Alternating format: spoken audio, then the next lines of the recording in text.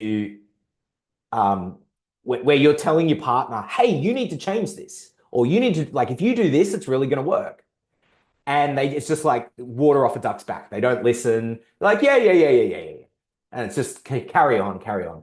And then their friend walks in the room, says the exact same bit of advice, and your partner goes, well, hot damn, that is the best advice I've ever heard. And you're like, I was literally just telling you the exact same thing. And they're like, no, no, you weren't. No, you weren't. My friend was telling me. This is because some people can only hear it from you. Is this making sense, team? I know I'm like coming in very hot here. Can you put in the chat, what are you hearing? What are you taking from this conversation? What is ringing home? What is ringing true for you?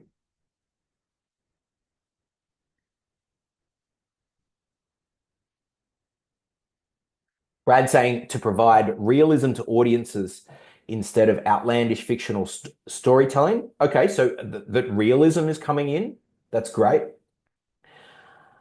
Paula T says our words matter. Amy says the importance of your authentic voice. So can everyone just fist pump the screen if you are in for expressing your book in your own authentic voice and going on the journey to find that? Just give the screen a fist pump. Oh yeah, love it. That's going to look hilarious on the replay, isn't it? Imagine if we just snapped that there. Be like, what are they punching the screen? What is this? This is a boxing class? People speak and listen differently. Okay. Third and final part of purpose. What's the purpose of your book for the reader? What do you want them to get from the book? And I want you to be really specific here. Are you wanting to give them an action plan, a step-by-step guide? Are you looking to give them a framework for how to solve their problems? Are you looking to entertain them? To give them encouragement, to give them inspiration, to give them hope? To make the reader feel like they are not alone in the journey of their life, that there's someone else out there that went through what they went through. And that even if they're in the darkness right now, maybe there is a solution because someone else went through it. We've had people say that their purpose for the reader is it's an energetic transmission. For those like the shaman types, the book can be a ritual. It can be a journey, taking people into the underworld of their own psyche, transforming them and bringing them out the other side, renewed and reborn. Gee, that got a bit deep. We okay to go deep, team? Yeah. I think just to give you where we come from, I believe we have to, book writers must go deep to get to the truth so that when we're dealing with the truth, then we can actually proceed. And I think it's those type of books that open up an incredible level of honesty and authenticity with the readers. It's something that stands out. So if you're asking yourself that question, how can my book stand out? Honesty, depth, authenticity, these are big things that will step you out from the crowd. I think about one of our book writers from Canada, Rhonda Walker. She wrote a book about the trials and tribulations of being an adopted baby and what adopted babies go through in their life and the level of authenticity and realness that she brought through. Like, honestly, if you analyzed her marketing approach, it's like, how did she do the marketing of her book? Authenticity and realness were like the core foundation of every step that she took. And that's why that book was such a success. Had people on the edge of their seats. Whew. All right. Let's see what else we've got here. Kel Holiday, purpose to transform lives, inspiring strength, courage, and determination to deliver hope. Love it. Love it. Great statement of purpose there. Giselle, that they live a life of faith and fire with a little bit of madness, and they feel like they're in a coaching and mentoring immersion. All right. So here's something cool. If they can get a feel for who you are, if they can get a taste for $1, $4, $20, $30, whatever the cost of the book is, this is where the business funnel starts to take effect, because time and time again, I've seen people, if you have a business and if you have other services that you provide and coaching or packages or retreats or courses or anything like that, people who read a book, the book convinces them, it gives them the taste and it ticks that box. Oh, yeah, this person's for real. I love their flavor. I like what they're about. What else have they got? And then the next purchase is something heaps bigger. Whatever you've got to offer. Sonia, to be a warm hug on those lonely, empty days. I love it. Very poetic. Beautiful. All right, let's have a stretch. Let's have a breath. Let's have a wiggle. Davina, anything you want to add in here by way of observation of what you're hearing, what you're seeing?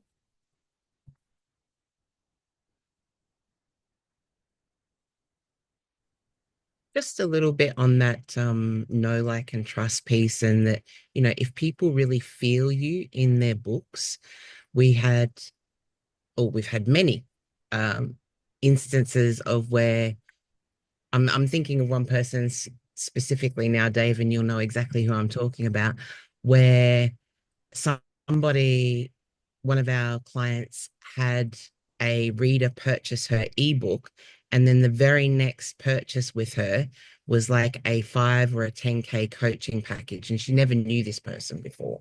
So what I'm saying is, if you really put your heart and soul into it, you may never meet the people or know the impact that you have, but know that it can lead you into places that you can't even possibly imagine right now. Love it. Thank you for sharing that. Any questions, team, before we move into the next part? Any comments?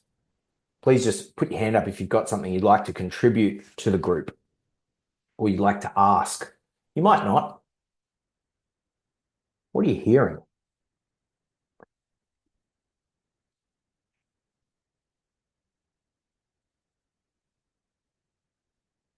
Just taking it all in. That's the vibe that I'm getting from the group. Yeah. All right, let's keep rolling.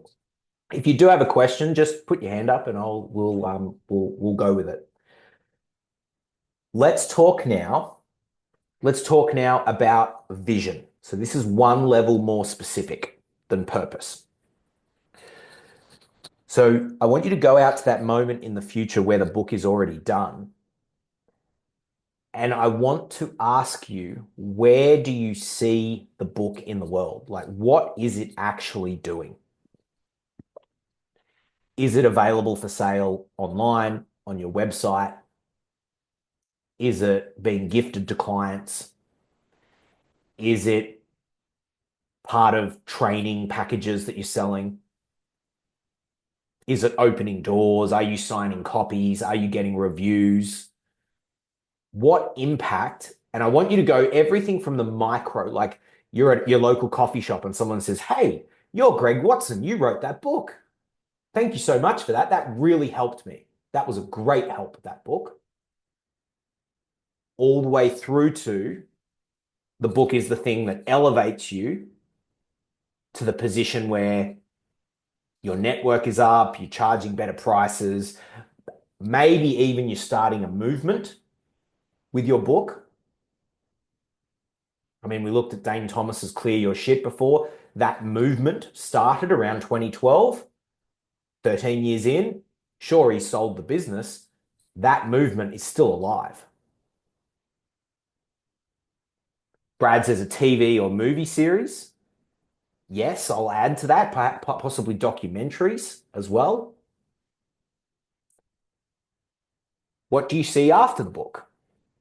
Do you see an audiobook version? Do you see a hardcover version? What's the book doing out in the world? Is it being gifted? Are you doing like signed copies, gift wrapped? And if you care to share, I'd love to hear in the chat what you see for your book, from the smallest micro impact to the biggest. impact and allow yourself to dream. Don't if you go, oh, I want to do this with my book, do not cap yourself. Allow yourself to state, yes, actually, I do want this big thing. And the reason I say the smallest through to the biggest is because sometimes it's actually not about selling all that many copies. It's about the impact the book makes. Because this book, Write, Publish, Launch, one of the primary purposes of me writing this was as a guidebook for clients. This is like a study guide. This is like a workbook. So anyone that gets this is so well prepared to go through the process. What's this done for my business? Sped up client results, allowed me to have to just go, here, read this, instead of having to parrot it. So it saved me time. It's created leverage. What is it for you? What do you want to see after the book? Now, here's the other thing I'll say about vision is you don't have to have it all clear right now. You don't have to have it all clear right now. Sometimes we've had people in this room and they just know they need to write it and take that first step and allow the rest of the steps to unfold.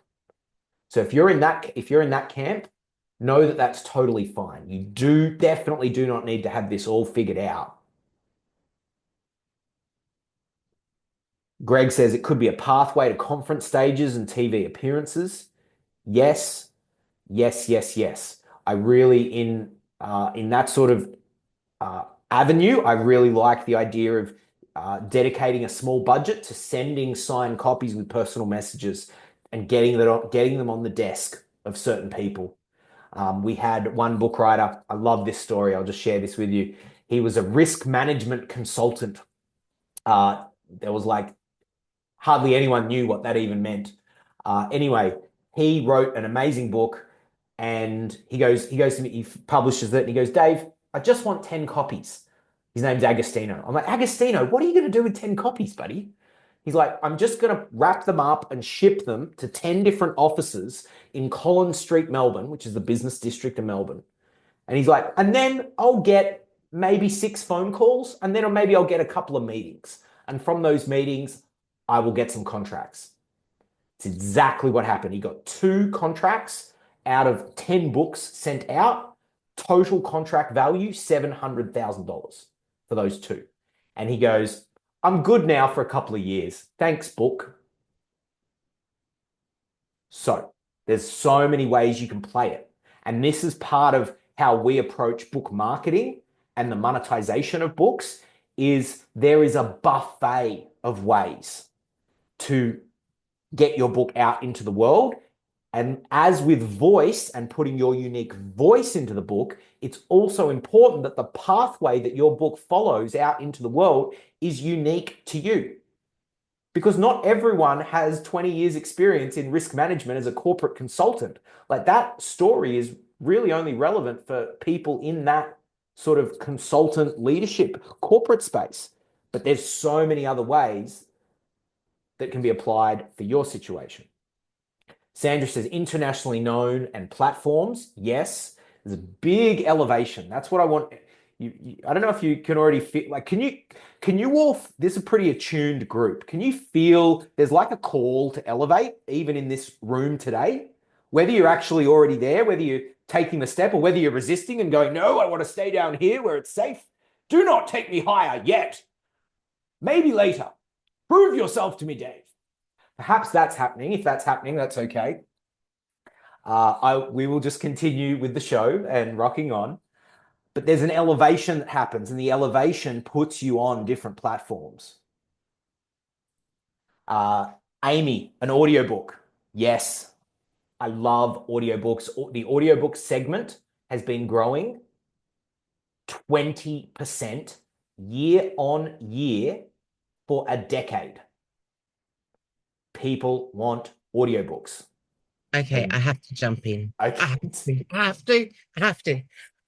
Speaking on audiobooks, message, voice, and Agostino is yes, one way, but one of the things we have seen happen recently is a lady came into this call and then joined us in the week intensive.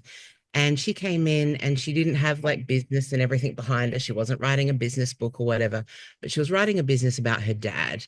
And her dad had dementia. And when she came in, it was a very personal story for her. And she didn't want to use it as a business model or whatever, but she did know that she wanted to change people's idea and thinking around dementia. So her book is called 80 Years Without Dementia. And I remember having a conversation with her during the week intensive that sort of was the thing that changed things for her. And anyway, long story short, her dad ended up passing just after she released the physical book, but then she decided to do the audio book as well and with us, and she actually got her mum to speak the parts in the audio book that were in her mum's voice, and it was one of the most beautiful and heartfelt things. It was very healing for her, it was very healing for her mum. And what happened as a result of all of that is that the person who ran the home that her dad was in for dementia or whatever asked her to come and speak. And now she's talking about how to redefine dementia for people. So just a slightly different take, but I wanted to throw that in the mix as well. That's such a great story, Davina. So who got something out of that story from Davina?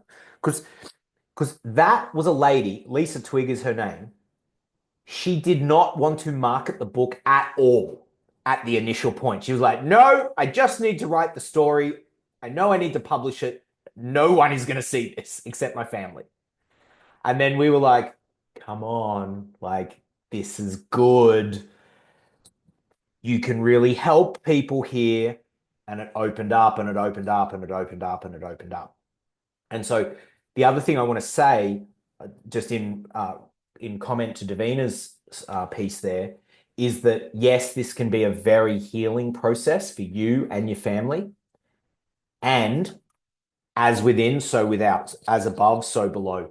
Whatever change that you create within yourself, that emanates out and is a help for other people. So if you're a healer or someone like that in that profession, this can be a very healing process. If you want to look at it more from the business logical side of things, the production value of having multiple voices in a audiobook, like amazing. What a quality product. You don't have to do that. That's the thing about audiobooks is you don't have to read the book word for word. We've had people sing and ad lib and add in like segues. Audiobooks are a whole other piece that give you another route for freedom of expression. So anyway, more about that later. Thank you for that piece, Davina. Gunnar says, so true. His book got him 30 times more consulting money compared to the royalties. And I am not even surprised. One of my very first, the very first person in the world that I knew that had written a book was my friend Matt Kelly. He's a digital marketer, has a digital marketing business based in Brisbane. And he wrote a book on outsourcing. And I asked him just like 6 months ago, I said, dude, how much money do you reckon that first book made? It was like 40 pages. It was tiny. He goes, oh, that's made 3 million bucks for me, for my business. I'm like, how? And he goes, well, we told the story, we gave it to clients, they trusted us, and then we did business with them. Like, you might not be on the $3 million scale, you might be on a bigger scale. The principle still applies. Giving people something where they can know, like, and trust you opens doors, like it did for Lisa Twigg, got on ABC radio, and like the reluctant hero. Yeah, Lisa Twigg was the reluctant hero, didn't want to do it. Come, come, come. All right, let's have a wiggle. Let's have a stretch. How are we going, team? We're 50 minutes in. We need to do a few jumping jacks. Freedom to wiggle both butt cheeks right now. I'd love you to put in the chat one word of how you're feeling right now. One word. How are you feeling? I'm going to continue to stretch myself. Kel Holiday says, ah. I'm not sure if that's like a starting to come in with the haka or whether that's the relaxing a bit of both. Paula T, inspired. Lisa, inspired. Awesome. Clarity, encouraged, interested. Beautiful team. So this word inspired, I love that people are saying this because, well, one, the name of the business is Inspirational Book Writers, but what does that really mean? To go in spirit, to go in, connect with the spirit of what you've got to give, and then put that out into words. So if you're inspired, this is the state, this is the place of being from which to bring out your best work. So when I hear people saying inspired, that's feedback for me that we're on the right track. We're doing the thing here. So thank you, team. Thank you for the way you're playing here. All right. Let's keep going. Let's go into message now. We're getting more and more specific. We're going to look at a couple of things at this level. First one, I'll just give you the high overview of what we're going to talk about here. We're going to talk about title. We're going to talk about subtitle. We're going to talk about the target audience, and we're going to talk about the tone and the style of the voice. And how we dial in a message is we bring those four things together. So let's play. Who's got a title or a subtitle that they would like to bravely put forward in the chat to open up the teaching piece here? Because I find the best way for me to, I could give you the theory, or we could just do a live sort of couple of demos with people. And I'd love to maybe bring Davina off mute here just for your popcorn, because this is where Davina absolutely shines.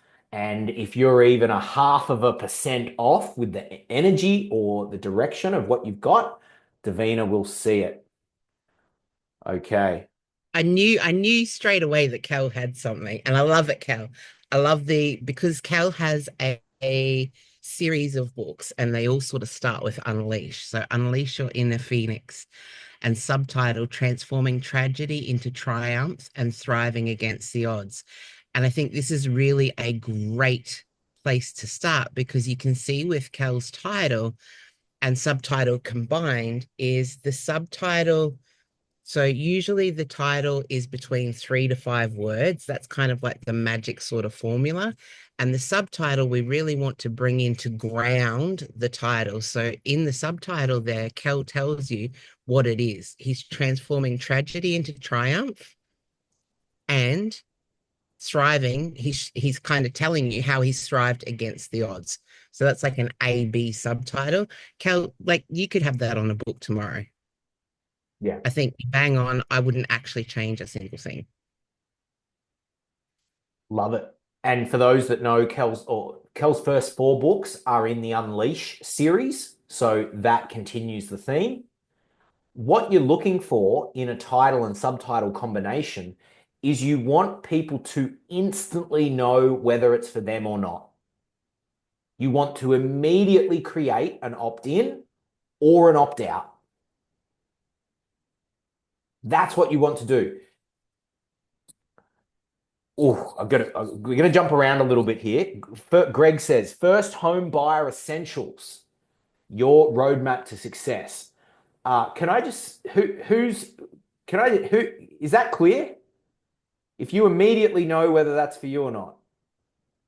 First home buyer, speaking directly, the essentials, just what you need to know. Your roadmap to success. Do you have any questions about that, Greg? Are you looking for any input? Are you pretty set on it? What's your feel? I'm not hung up on it, but that's just that's kind of how it fits with what I do. Right. And it just explain. I just thought I like to be clear, I like to be succinct, and I think that's it. Love it. Yep, Davina really likes it. 100%. I would say you could stamp that on the front cover right away. My own, if you really wanted a bit of a thread to maybe explore, you could possibly add a tiny bit more context to the subtitle.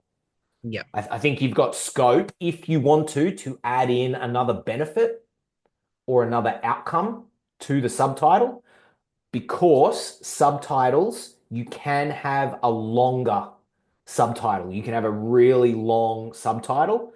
That's totally fine. We want subtitles to be packed with the keywords and the benefits and the outcomes of what people are getting. Now, Greg may explore that and then go, you know what? He goes back to what he's already got because he values succinctness.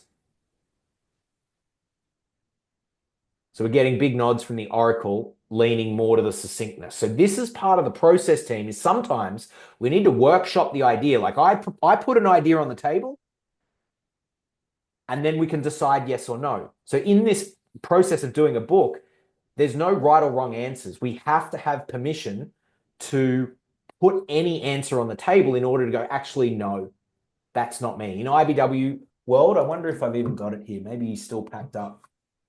I have a little toy donkey that one of our clients gave us, because one of the sayings that we have in IBW is you've got to have permission to throw the donkey. And what that means is we need to have permission for all the weird and crazy ideas. Like imagine if I say to Brad, I think a great title for your book is Donkey. Brad's going to be like, dude, that's the stupidest idea I've ever heard in my life.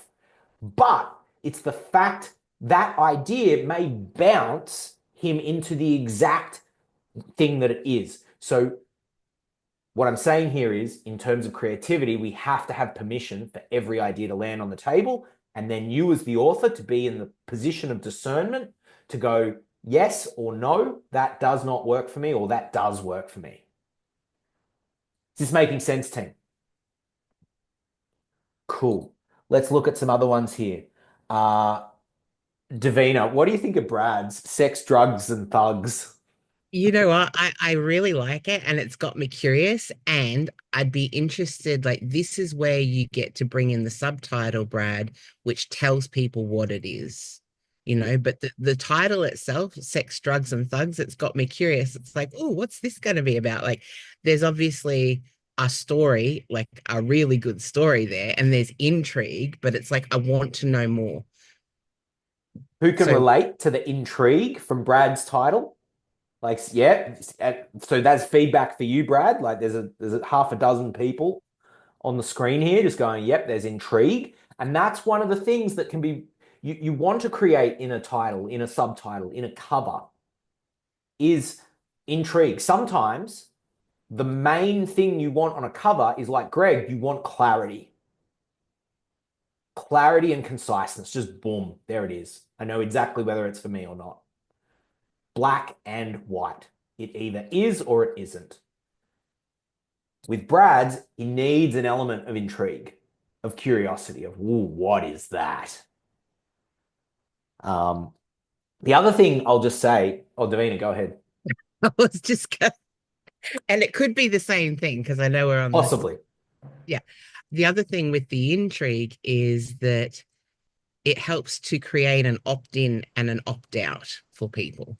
Yeah. And so if I look at Sonia's Tales of Kali Yuga, but no subtitle, so I know what Kali Yuga is, but some people might not. This is an opportunity for you then to speak to the people who might not, or there's a presupposition that if you don't know what that is, this book is not for you. So it creates that very clear opt-in and opt-out depending on how you decide to utilize the subtitle. Well said. And this bounces us into the conversation about target audience. So the question I have for you is, what level of consciousness is your audience at?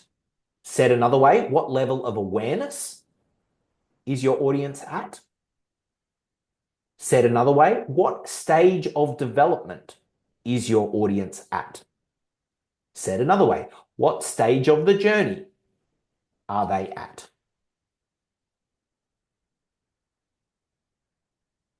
the answers to those questions, particularly for someone like Sonia, are absolutely key. Because if Sonia turns around and says, you know what, I want to teach beginners, well, Kali Yuga is too jargony. It's going to cause people that you want to read it to opt out. However, if you decide that the target audience have a base level of awareness,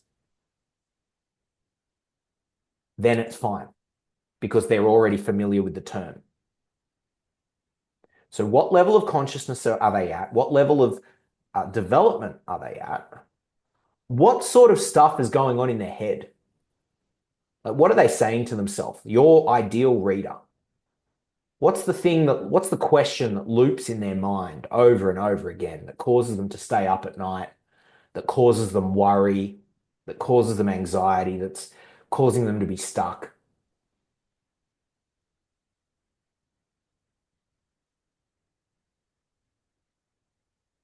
And if it's a life story, you know, I'm just thinking about Brad here for a second. Maybe it's just that they're a bit bored, you know, or you know what, it actually, based on what Brad, you shared with me yesterday, your ideal person is someone that's been in and around similar journeys to the ones that you've been on. And maybe there's a nostalgia or a longing or a, like living vicariously through the book. And that's the emotional side of it. So that's another question is, emotionally, where is the reader at? The ideal reader. What are the common emotions that they are experiencing? What are the common frustrations? What are the common sticking points?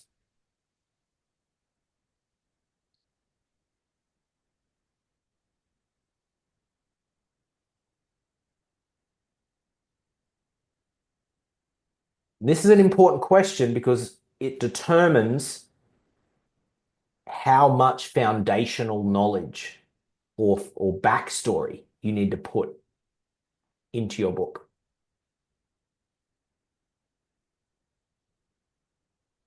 Now, keep in mind, there might be some people where you are very skilled in your craft. You've been in your field for 5, 10, 15 years, maybe more. And you actually need to dial it right back to the basics because the first book is an intro book. And then books 2 and 3 become more advanced.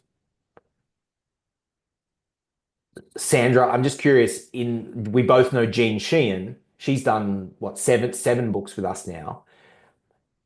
Have you read her books, Sandra? Just curious. Yeah, I've read about 3 or 4 of them now. Yeah. Okay.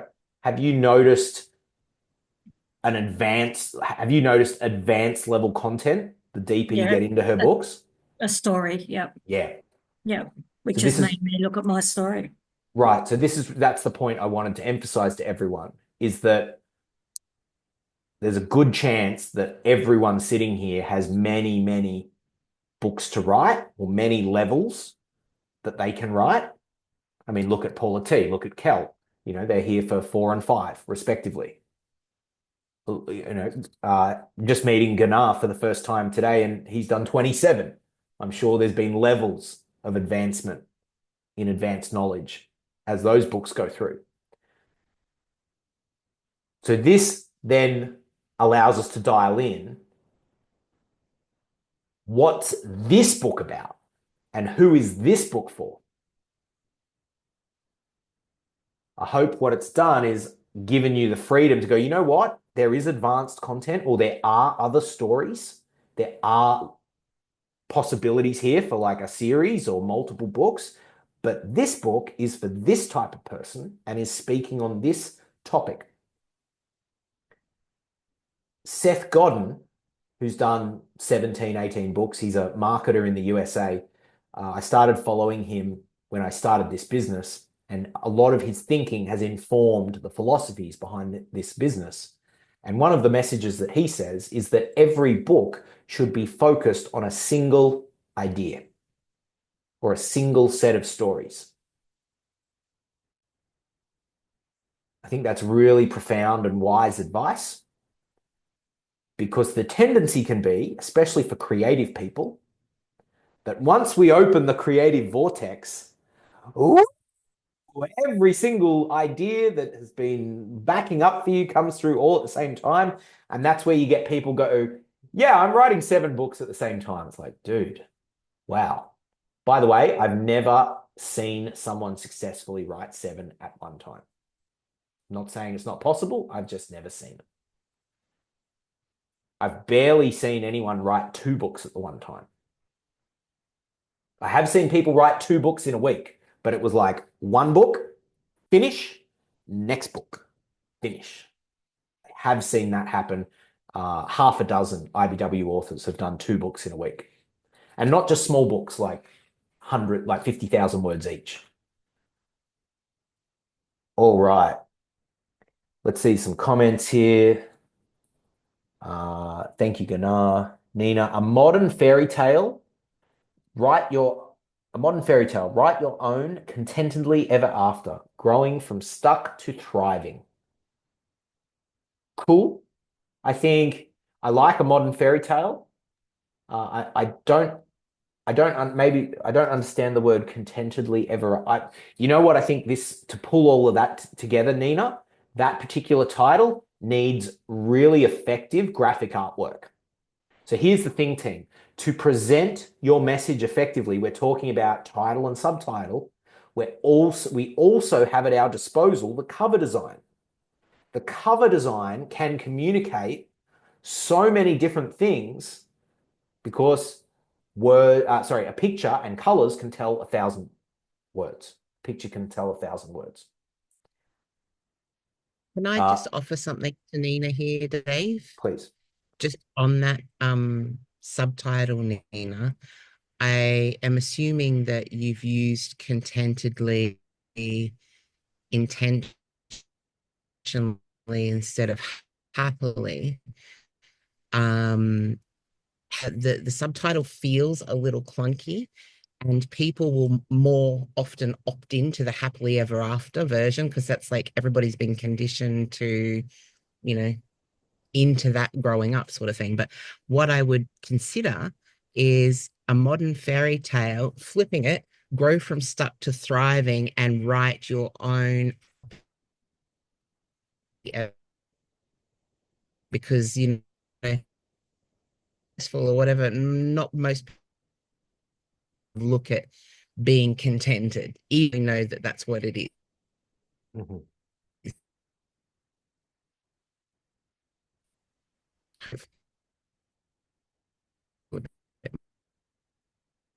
Awesome. And Ganar here says, I tried writing 2 books at the same time. Not a nice experience. Yes. Let's have a shake. Let's have a breath. Can you decide on the title at the end of the writing? Yes, you can, Steffi. You absolutely can. Sometimes what you'll need to do is go and then thread whatever you decide as the title, you might need to change align everything to the title afterwards. So it might just be a bit of a review process to get the words. Like, let's say you're deciding it's the modern fairy tale. That's what you decide. You might then go through the book and make sure that fairy tale is mentioned at various points, so it's all lined up. So alignment is important, and it's just part of the review process if you do add the title at the end. Yep.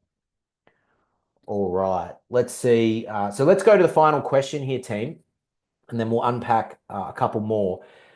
Team, at the end of this session, I'm actually offering you an opportunity to have a chat with me one-on-one to unpack and dial in specifically what what questions you've got, what your book might be about. I had one of those chats with Brad yesterday. It's called the Book Writer Development Call, and the idea is to develop your idea further. So Brad, I'm just wondering if you would care to share just a few words about how you found our chat yesterday in terms of advancing and getting clarity. Would you care to share a few words? Can we just get you off mute for a second? There you go. Yep. Yeah. Yeah, I found it really, really good. Having so many ideas and experiences rolling around in your head and not knowing how to format them succinctly was probably the main reason why I was holding back on writing a book, because every time you'd start, there'd just be so much or so many tangents that you would go on rather than being able to continue in a straight line. So effectively our chat yesterday helped me to become more defined in what that straight line's going to look like when writing the book. Beautiful. Thank you for sharing that. And team, I'm just going to put in the chat, if you do want to book a free chat with me I think there's some this afternoon and then maybe Friday and also some next week. If you do want to book a chat, please feel free to save that link. And we can continue this specifically for you afterwards. Okay, let's keep going. I've got one more question on this message piece before we dive into structure. Is what tone and style of voice is going to best represent your book? So what are the flavors? If you were singing the song of your soul, if you were singing your song, singing your voice into this book, how's it coming out? Is it coming across intense, direct, simple, clear, emotional, supportive, funny, hilarious, blazing? Is it coming across conscious? Is it coming across transformative in a transformational way? What are the flavors? My invitation to you is to pick out 5 or 6 different flavors that represent how this particular message needs to come through. And it might be different for different books. Well, it will be different between authors, but it might, I know I've done books that were like this book here, Inspirational Book Writing. I did this in 2016. Very inspiring, very motivating. Like this is just a power punch of motivation.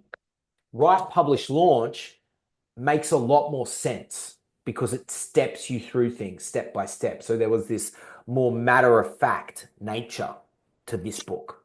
So what's the flavor of your book? Brad says a bit of all of the above.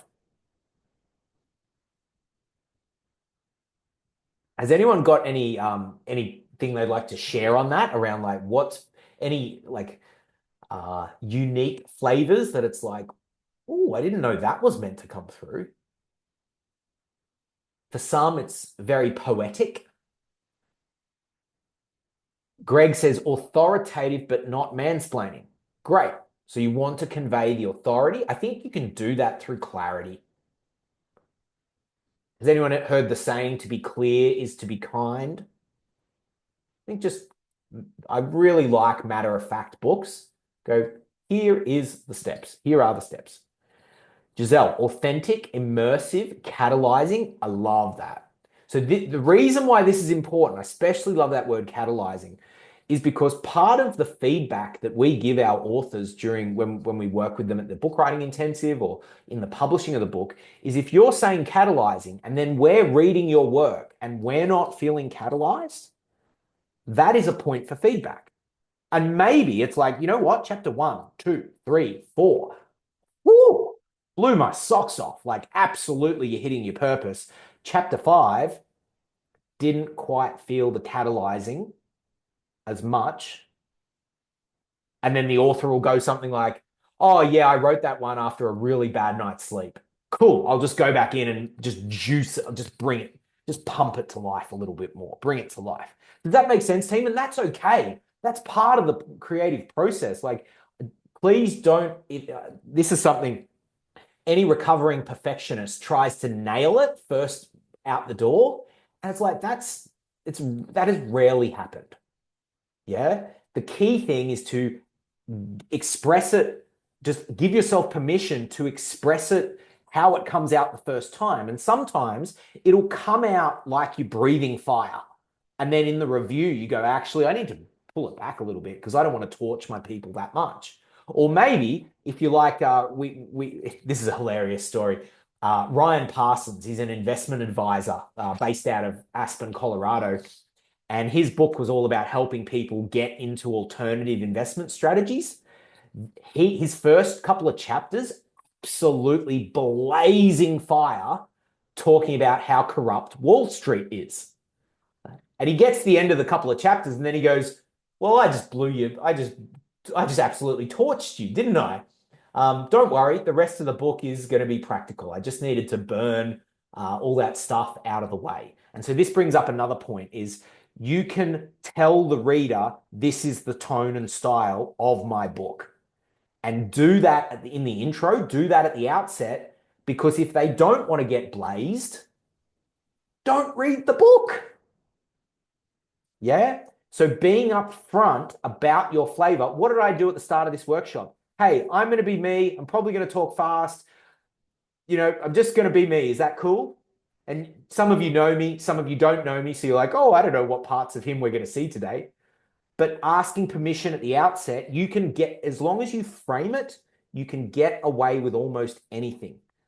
And the framing is actually a huge part of the introduction that we're going to talk about in structure in just a moment. It's something we go really in depth on in the book writing intensive and in publish and launch, because you want your intro to rock as much as you cover. People judge a book by its cover, they judge a book by its intro. You got to nail that intro.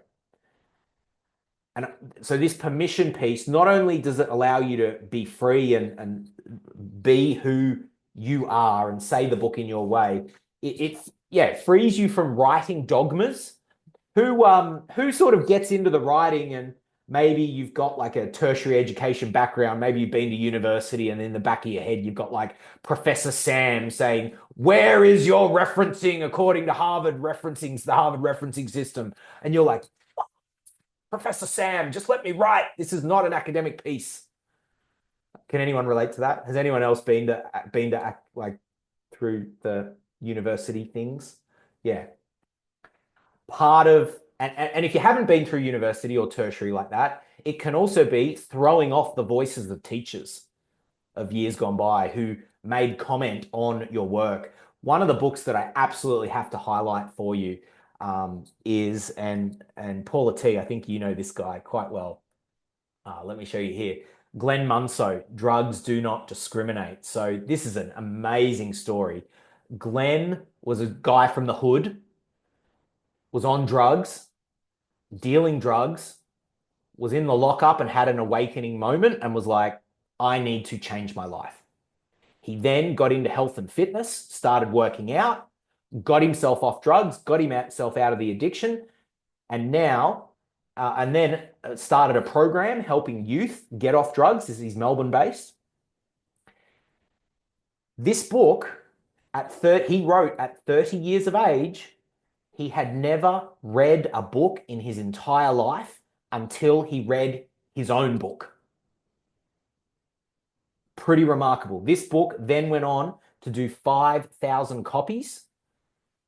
He did an 18-month global tour of the east coast of Australia, getting his message out. Those sentences barely have 10 words in them. His unique voice. The reason I'm telling you that story, well, you tell me, what did you take from that story? What did you take? Let's get some answers in the chat. Maybe it's a source of inspiration for you. Maybe it's a freedom of like, actually, you know what? What I'm hoping to do here is to allow you to free your voice, to not be limited by what people have said. Anyone can write. Don't be academic if it's not you. Not a linear process that anyone can write. I've never been that good with writing. Yeah, I think it's something we need to name from the outset is you do not have to be a wordsmith to put together an amazing book. The reason that book did so well is it is so authentic. He's a dude from the hood speaking to kids from the hood. The tone has to match. Imagine if he was professor in the white coat with the tie telling the kids what to do. They'd be like, no, get out of here. I'm not listening to you. So again, emphasis, the authenticity can really help to reach the right people. Okay, Brad says, anyone can do it. I think I've only read 3 books in my life also. Yeah, it's not a barrier. It's not a barrier unless you believe it is a barrier. We've also had multiple people where English is their second language. In fact, Jean, who we were just talking about with Sandra before, Jean's a mutual colleague of Sandra and I. Jean, English is her third language. Arabic, Greek, then English, and Jean is on her 7th book. So I say that to really, and this is a bit of a call out, it's like, well, what's your excuse? Let's just be open with our excuses now. Yeah? I can feel it. Everyone's like, oh, Dave, you just, you don't have to share your excuse if you don't want to. But this is the level of realness that we need to get a book done. Can you feel that? It's like from this place, we can actually move forward. We can actually have real conversations about what's stopping you and what the new perspective needs to be. We've got dozens of stories where people did not let their excuse get in the way. Yeah, Jean and Misha are great examples of what's your excuse. Misha at 80 years of age, getting into online marketing. She just launched her 2nd book and she's got like a book funnel with a contact form, email automation for VIP readers, going on Zoom, slides, like online presentation for a launch. I'm like, and then she's selling a course on the back end of it. I'm like, look at you, online marketing at 80 years of age. Oh, yeah. Steffi says, I just realized English is my 3rd language as well. We had to learn Russian at school for 6 years. Wowee. Wow, wowee. Cool. All right, team, let's have a wiggle. Let's have a stretch. Let's have a breath. We've got 37 minutes left together. I need I need what Steffi's got. We are now, Davina, order me some dumbbells. Or actually, I've already got them. I'll just bring them from the gym. I love that. It's going to be so cool. Should we talk structure, team? Can I get a thumbs up if you're still with me? Yeah, let's do it. All right, let's bring up, we'll do some drawings here on the iPad. But I'll also, before we do that, I'll just share a few thoughts with you. So thanks, Nina, for the thumbs up. Structure. Couple of thoughts. We want it to make sense and feel good. I think it's got to be both.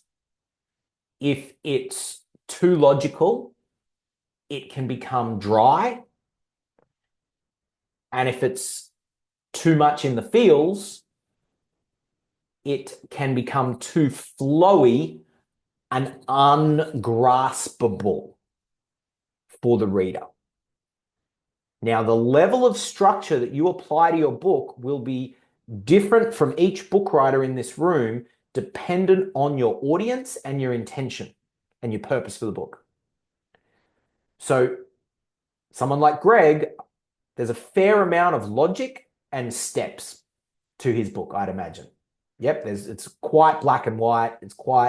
Here are the things you need to be aware of. Here's some steps. So there needs to be a fair amount of logic. As long as it feels good to read, Greg's hitting the structure point. That's my take and observation.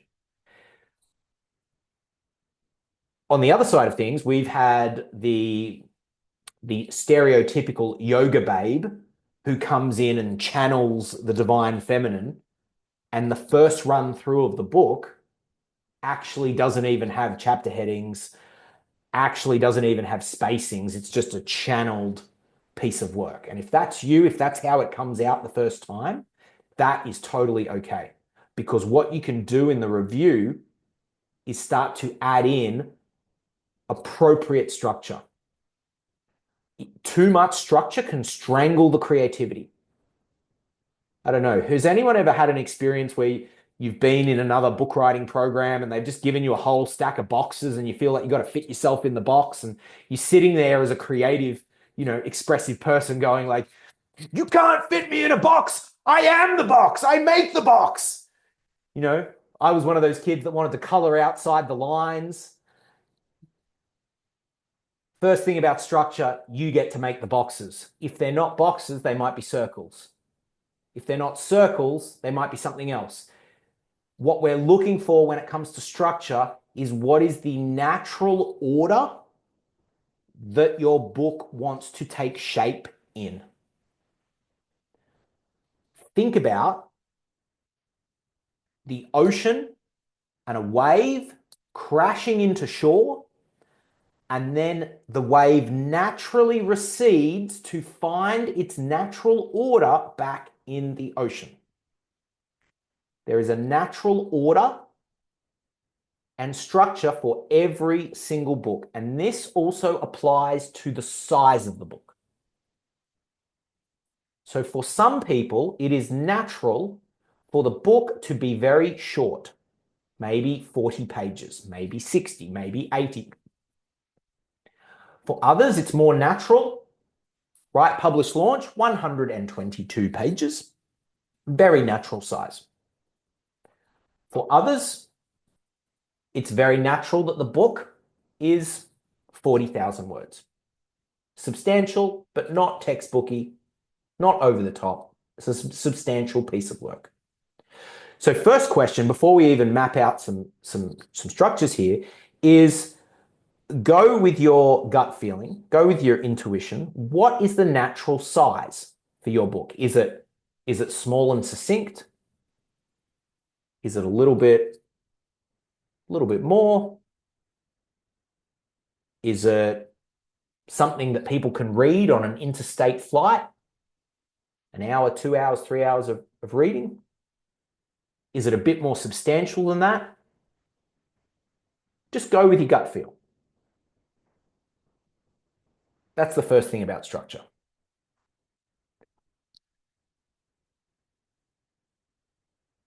The next thing I want to say about structure is there's no dogma, there's no rigidity around how many chapters you need to have in your book.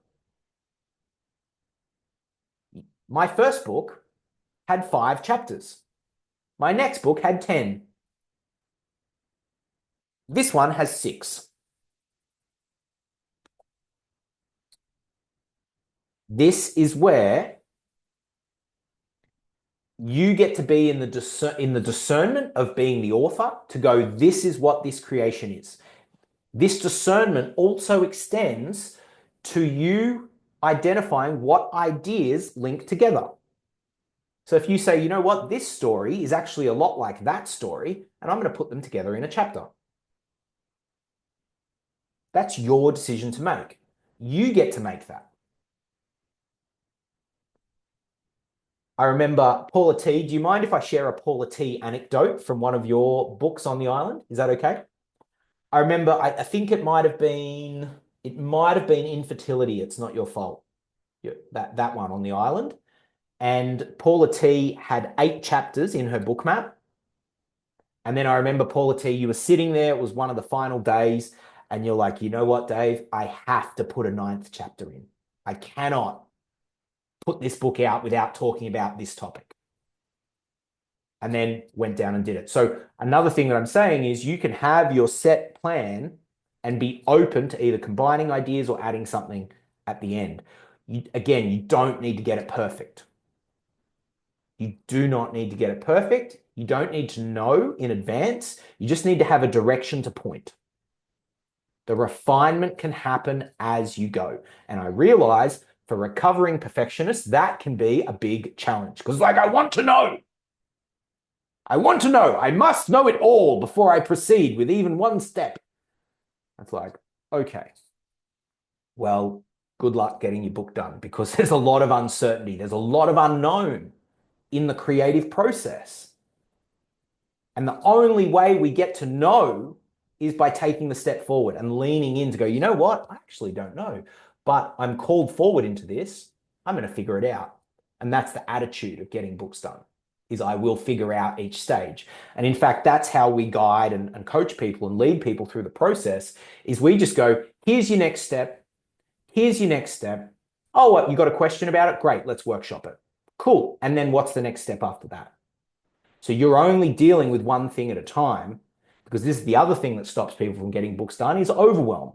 There's too many things. And honestly, there are. Like if we showed you our back end of our publishing process, there's 180 steps to publish one book. If you're trying to do step 164 before you've done step one, whew. So one step at a time, the willingness to step into the uncertainty, to figure it out as you go. This is how we need to proceed. Is this making sense, team? Can I just get a thumbs up if you're still with me? Love it, love it. Thank you, thank you. All right.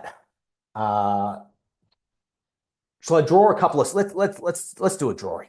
Let's do a drawing. Who's got a structure for their book already? Can I get a show of hands if you do have even something you work? Steffi does, Greg maybe, Giselle maybe, Amy may. Yeah, okay. Let me give you some drawings and we'll hopefully shed some light here for you. So let's do this. Can you guys see my screen, my iPad screen? There's a squiggle. Can you guys see a squiggle? Yep. Love it, love it. Okay, so I'm going to draw this in a couple of different ways. You pick the visual or create your own visual that works for you. What we're looking to do is to draw the book in one view. Because when it's in one view, then what I've found is authors tend to feel like they have a greater command of their books. So first thing, let's do this. First piece, intro, and there's a whole piece on how we make this really compelling in the book writing intensive. You want to nail that first line, first paragraph. You absolutely want to nail that. Then I like to think of chapter structure like food preparation, setting up containers for your ideas. So it might look something like that. And this is idea 1, idea 2, idea 3, idea 4, idea 5, 6, 7, and then conclusion at the bottom to round it out. And then you might add, if you've got a business element to your book, you might add a call to action or something like that. Call to action, find the author online. If you're not into ideas, it might be story. Story 1, story 2, etc., etc. The format for stories can often just be time, chronological time. 1980, 2024, 2025. That's one of the easiest ways. If you're doing a life story, that the chronological time order, easiest way to do it. Another way, if you've got more of a system, then what I would suggest is just put out your system in steps. 4, 5, 6, 7, 8. If you've got a system, just literally give people the highlight, the overview. Another way you can do this, if you want to draw it like a fish, this is the intro. This sets up the framing. Remember, we spoke about permission for voice and all those sort of things. And then you've got your chapters coming off the sides. You can do the fish. 1, 2, 3, 4, 5, 6, 7, 8. The other way you can do it is if you're more in the brainstorming phase, have your central idea of the book and then do it like the sun, offshoots. So it'd be like, I have to, if you're still working out what needs to go in the book, this is what I do. Put your main idea in the middle, and then ask yourself the question, what do I absolutely need to share in this book? What do I have to say? What stories do I have to say? What ideas do I have to say? And you might be like, well, I have to tell that story about Uncle Bob. Okay, Uncle Bob story. Or I absolutely have to share this idea. Let's say one from today, everything is figure-outable.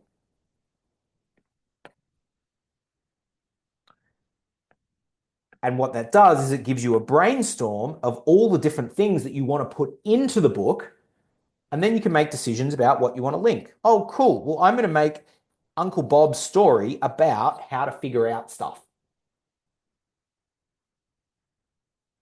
And these are the decisions that we make. How are we doing, team? I know I've given you a lot there, like that. Like we normally don't go this level of detail.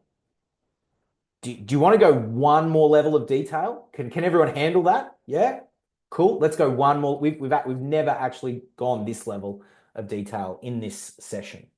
Let me get that thingy back up. So the next level, after you've got your big ideas out, is how do you know what to put in each chapter? Say chapter 1 is you ask yourself the question, what have I got to say about that? What have I got to say about that? What that question does is it goes into you, the I, and keep asking that until you get it. Well, I have to make this point. I have to tell that story. I have this statistic. I actually need to share these 3 ideas. And gosh, if I didn't tell the story about Harry the dog coming back from the dead and the impact that that had on my life, then I wouldn't be doing that chapter justice. And what this does is if you do this for every chapter, you're creating almost like a reference point, a set of palm cards, if you will. For anyone that went to school and did oral presentations off palm cards, you're creating reference material so that when you get into the book writing, you can just bring up these notes and go, okay, I need to tick these things off. I need to write about them. And even if in the creation of the writing, you don't have to do it in a logical order, you might sit down and go, oh, those 3 ideas, oh, they're so hot right now. I'm just going to write them. And you write it, there's 1, you write it into the text, there's 2, you write it into the text, there's 3. And then the next thing that pops for you, because what I'm sort of demonstrating here is how creativity works. Like sometimes people will write their books in a very linear fashion. That's fine. That's totally cool. If that's you, do it. What I'm showing here is that creativity can pop you around in these different places. You've written these 3, maybe the next thing that comes through is the point. So you put that down, point. Now later in the review, I might decide to move the point back up here. But on the first run through, let it come out. Let yourself go with the creativity. And honestly, allowing it to come, that is one of the biggest secrets for how people get a book done in a week, because they don't judge it. If you start going, well, I wanted the point first, and the creativity is saying, but I want you to write the 3 ideas now. Go with the flow. Is everyone getting that? Can I get a thumbs up if you're on board? Yeah. Creativity and allowing, and the reason I emphasize this is because we live in a world that, I mean, some of us live in very creative worlds where creativity is super encouraged, but often when we're encouraged to more follow a logical sort of structure. What we're looking to do here is if you allow the creativity, when you allow the creativity to come through you, that's when you put yourself in the position to write what we call an authentic original. Something that is no one else could do. right? There's no way someone could write a Dave Thompson book because it's just so weirdly, madly, uniquely me. Someone could take the content of this workshop and deliver it, but it wouldn't be the same because it's not coming through me. Does this make sense, team? Again, I'm like really emphasizing, dial in on you. Cool. All right, we've got a couple of minutes left. I've got 3 questions for you, and then we're going to open up for some Q&A. If you want to book a call with me to chat about your book a bit further, I'm going to put that in the chat again. And we also have the book writing intensive coming up in February. If you want to get involved in that, we'll answer some questions at the end of what that looks like too. So 3 questions to finish. As you are going through this process of becoming an author, how is your identity shifting? So who are you becoming? Number 1, you're becoming an author. Number 2, a published author. If you do it with us, an Amazon best-selling author. Who are you becoming? People may say things like, I'm becoming more of a leader, stepping more into the expertise that I have to give the world, stepping into speaker. So these are an authority, says Gunnar. These are all roles. On a high level, my opinion, my belief from my experience is that yes, all of those things, storyteller, absolutely. Maybe a personality or a personal brand. Maybe you're claiming that you've actually got a life's work to contribute to the world. A poet. I love that. Claiming poet. Claiming self-trust. All of these things are beautiful. And my belief is that they sit within the frame of you becoming more of you. More of who you're really here to be. More of your spirit, more of your soul, more of your power, more Paula, more Amy, more Giselle, more Davina, more Steffi. It's more of you. It's more of who you are really here to be. I say that because my belief is, and I've noticed through, we've done this 10 years now, coming into our 11th year, you don't end up in this room if you just kind of half have an idea that you want to do it. Like serious people arrive here and spiritually connected people arrive here. And people who know that writing their book is part of, or writing multiple books is part of their destiny. That's also an element here. I mean, serious business people also arrive here because they know that the book is a tool to get them where they want to go. So there's multiple ways. Main thing, I believe, you're becoming more of who you really are. Second to last question. You've got a bit of an insight today of what the journey looks like to get a book out, to write it. We haven't really talked heaps about publishing or launching, but I hope I've impressed upon you that there is a journey to be had. And on any journey, it's important that we're supported and that we've got team around us. So my question to you is, who do you want to connect with and bring into your team to help you bring this vision, this dream to life? And I share this perspective. I've tried to write a book by myself. One of my 7 books I wrote by myself. Super hard. Like that was the most painful one to write. Didn't have people to bounce off. Didn't have any feedback. I was stuck. I thought it was going to be easy. I was in a cabin on North Stradbroke Island. I was like, this is going to be great. It was not. It was very difficult by myself. And so who do you want to bring into your team? You've got us here, and we can talk about what that journey ahead looks like. If you've resonated with what we've spoken about and presented today, love to have a conversation with you about what your plan could look like. But even if you don't do it with us, my encouragement is bring in team. And who are you going to need on your team? You're going to need feedback, support. Then when it comes to publishing, you're going to need an editor, formatting, cover designs, a printer, distribution. there's just 5 things straight off the bat. You're going to need marketing advice. You're going to need a launch team to help you launch the book. You're going to need reviewers. It's like a stack of stuff you need.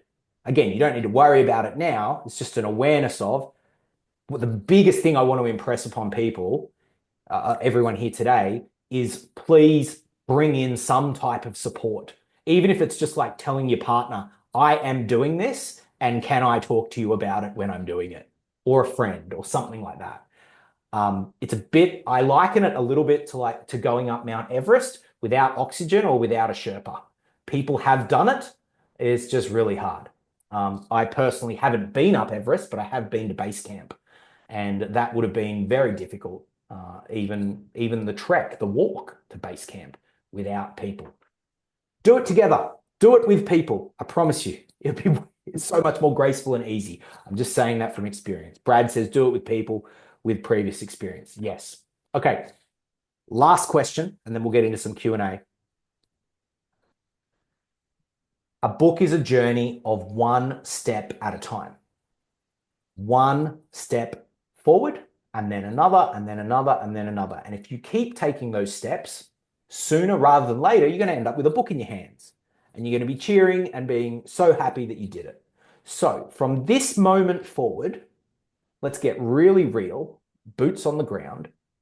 What is your one next step to move your book forward? What is your one next step?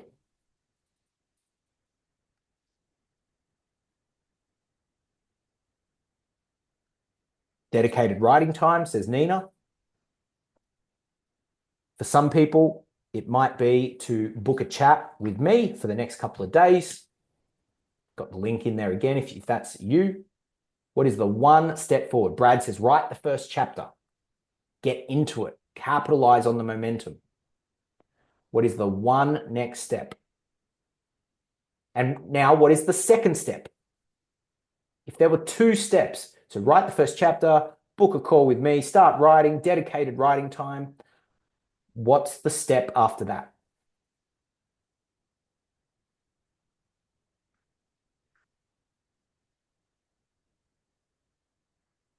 For those that are saying priority of writing time, whoop, whoop. Yep, absolutely. And team, that is exactly why we started the online book writing intensive, because everyone has busy lives. We don't have, I mean, some of us here may have it, but I haven't come across very many people who can just jot off to Bali for 6 months to write their memoirs and create their book. But what I have found is that most people can carve out a week. And even if there's little bits and pieces in between, you know, and you've got family and business responsibilities and different things, the way we've designed the book writing intensive is so that you can tailor your book writing sessions to suit your calendar. We have check-ins around the clock. Part of the reason we do that is we've got people internationally. We have USA, Canada. Kerry's our book coach in Denver, Colorado. She takes the check-ins overnight while we're sleeping. Dedicated writing time. Let's see what other answers we've got here.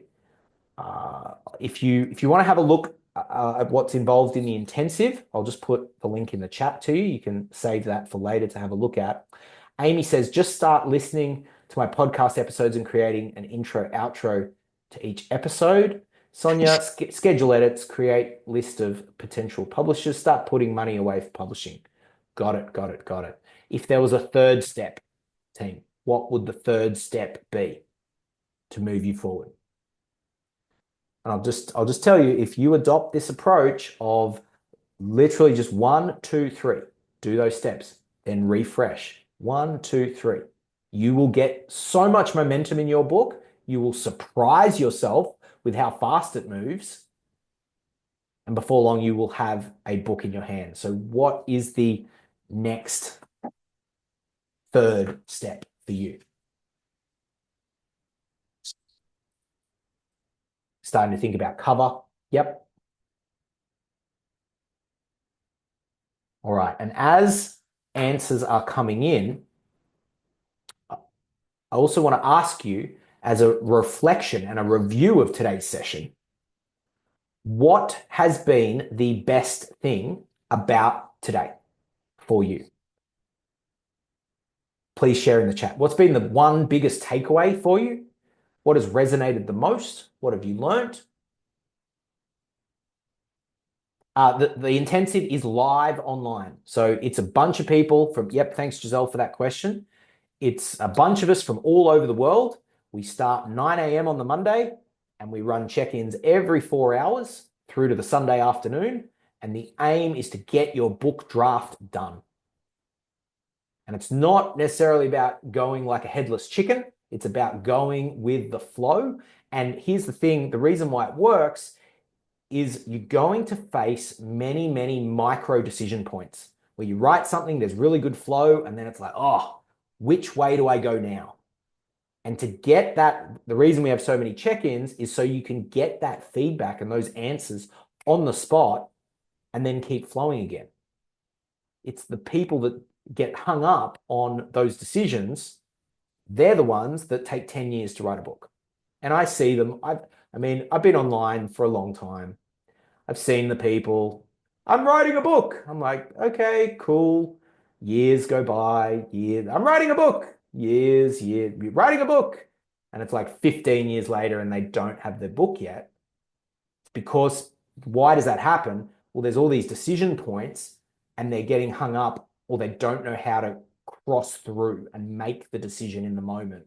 And often they're tiny micro decisions, like things like, oh, if I say this story, is Auntie Sally going to be offended? Oh my gosh. And then that's the point that gets them stuck. I'm like, oh, it's such an easy thing to resolve. I get fired up about this stuff because I want people's books out in the world. Like personally, for me, can I share a bit of my backstory about like where this all came from? Would that be okay? Yeah. So 2 of the first 3 places that I lived in as a child were war zones. Bougainville Island, Papua New Guinea, time of civil war, and then I lived in the Middle East during the Gulf War. And as a child, I could never understand why the people were fighting. I didn't get it. I'm like, why are they fighting? What that bred in me was a curiosity to understand the world. And my parents, bless them, started giving me books. One of my first books was 100 commonly asked questions by children. Why is it so? And it was like, why is the sky blue? Why is this? Why is this? In my life, whenever I've confronted something that I don't understand, I've found the answer in books. So I've obviously read a lot of books in my life because I've faced many problems, right? Like life is full of problems. I've faced heaps of them. What that's bred in me is a passion for helping great people get their work out to the world to solve people's problems, to raise their consciousness, to lift them up.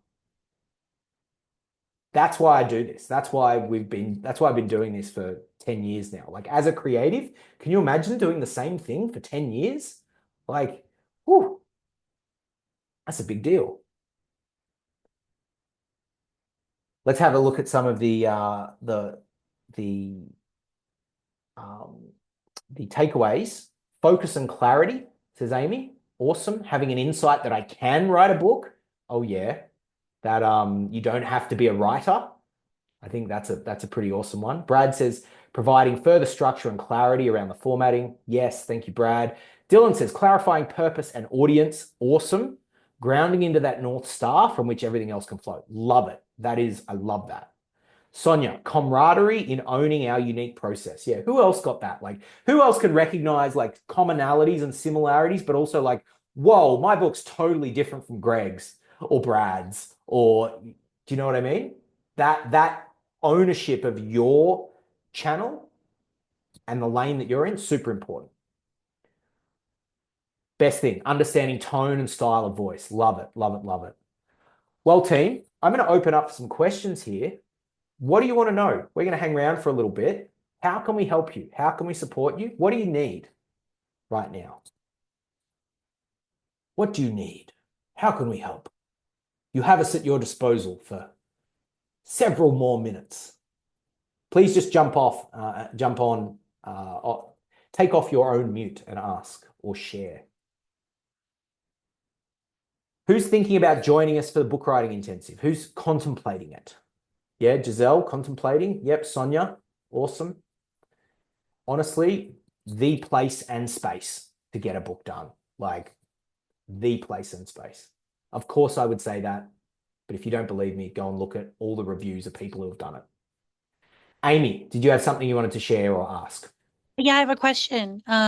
So I think that I've got the answer to this, but it sounds like if you have sort of a bigger picture book idea, that maybe writing the one that's more personal to you is a good place to start because it lays the foundation for why you know what you know. Yes. So two ways you can do that. One is you can do an entire book on personal story that really lays this is who I am, or you can do a shorter, condensed version of your personal story and put it in the introduction. For someone like Greg, I'd imagine with the nature of his book, he'd probably be better served to put a short amount of his personal story in the introduction, just so people can get to know who he is. Is that part of your plan, Greg? Just thumbs up or not? Yeah? Yep. Does that help, Amy? Do you have any follow-ups to that? Giselle, can you please talk about self-published and published? Zero understanding of that. What does that mean with working with IBW? Awesome. Cool. So that is a whole conversation. I can send you a video, a 12-minute video I've got on the publishing industry and how to understand it. I'll just say this. We have set up our business to support the freedom, the sovereignty, and the self-expression of authors, particularly those who are entrepreneurial or in business. We don't take any cuts of your royalties. We don't take any rights or ownership from you. 100% of the royalties, 100% of the rights, the copyright, 100% of the upside that comes from the book, that is yours. We sort of sit, there's self-publishing on one end of the spectrum, there's traditional publishing on the other end of the spectrum. We sit in the middle. We're what's called a modern independent hybrid publisher. And what that means is we bring the best of both worlds to a model that basically I created this for myself in 2014 because I looked into the marketplace and I couldn't find, I didn't want to go self-publishing because I didn't want to go self-publishing, but I didn't have the following to get traditionally published. So here's the thing about traditional publishers. You are a profit center for them. So if you can rock up at their table and go, yeah, I've got 1 million downloads on my podcast every month, they will go, cool, let's have a meeting. Why? Because you have an audience preloaded that you can then launch a book to. They take a share of the royalty. They're going to make money off you. I personally do not think in most cases that is the best way for a coach, a healer, an expert, a business owner, a small business owner to proceed. I think you want to capture 100% of the upside for yourself. And so the model that we use is it's just really clean. It's fee for service. It's like we have a hired, it's like we're your hired guns. We have a book production team of editors, formatters, cover designers. Davina runs the publishing team. We've got a publishing assistant. We take care of the project management so that you don't have that mental bandwidth of being, oh, I've got to manage my own project. I've got to find the right people. I've got to make sure they deliver on time. You know what I mean? That's how we've designed our business, is to step-by-step guide people through it with our hired team of experts. Does that make sense, Giselle? Does that give you context? Yeah? Awesome. Awesome. And I can send you a link. It's the whole understanding of the publishing industry can be confusing. Yeah, I'm very happy to send out a 12-minute video that we've got where we're just unpacking. This is over here. This is over here. This is where we sit. This is what to look out for here. This is what to look out for here. You know, this is why you would go with us. This is why you wouldn't go with us, for example. Thank you for that question. Yeah, love it, love it. Brad says, for me, it's mostly about reviewing and providing advice about how I'm traveling with the writing, content, and structure. Yeah, so what I'm hearing there is feedback. Feedback that you're on the right track, that your book is hitting the intended goals. This is a big part of what we do. Like, you notice a lot of the questions that I asked today. Thanks, Greg. Pleasure having you here.